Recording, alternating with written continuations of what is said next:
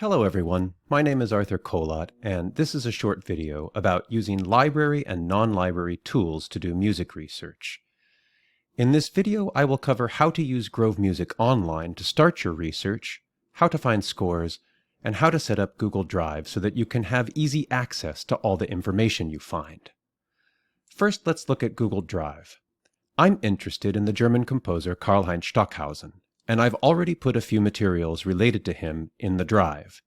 Here's the main folder, and inside I have a Google Doc that I call the Notepad, along with two other folders, one for articles and one for scores. The Notepad is where I take notes and paste important links. For example, here is a link to a playlist of Stockhausen's music on YouTube. And here is a playlist of lectures that Stockhausen gave in English, also on YouTube. So I have those links handy on my Notepad. You can set up your Google Drive folders however you want, but I'd like to emphasize that gathering materials here has two big advantages.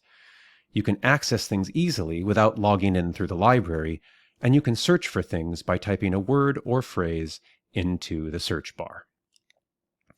Now that I have some basic folders in Google Drive, I want to look at Grove Music Online. And you have to access this through your institutional login. So I will Google SJSU Grove Music Online, and the first result takes me to the research guide for music at the King Library.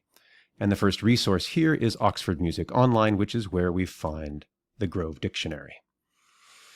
And it takes me straight to this page because I'm already logged in. So I'll just search for Stockhausen, and then I will scroll down until I see Karlheinz. That's the article I want.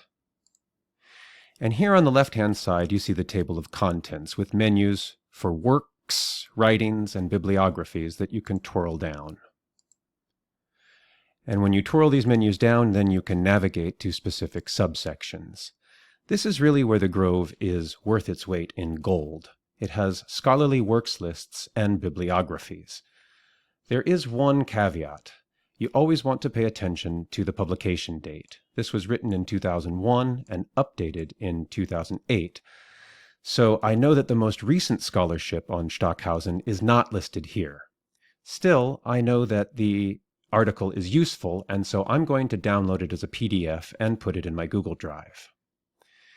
I'm also going to scroll down here to the very last section called See Also, and this shows me other Grove pages that mention Stockhausen. So I'll click on aleatory here, and then perform a Command F or Control F search for Stockhausen's name.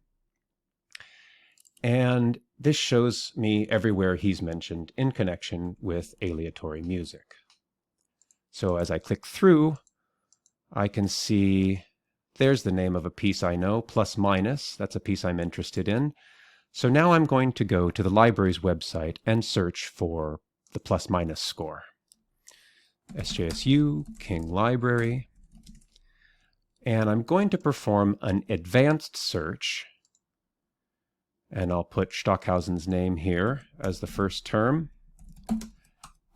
And then I'll put plus minus as the second term. And I want to limit my material type to scores so that that's what I see in my results.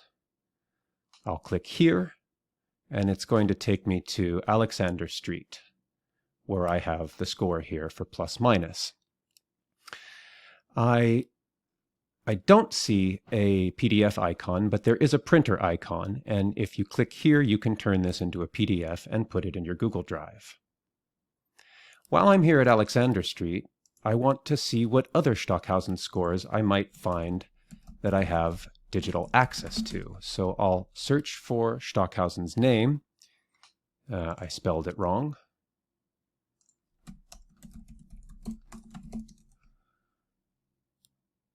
There we go. And then on the left-hand side, I'm going to limit the format to text. And I can see here that there will be 67 results that I might browse and download and put in my Google Drive.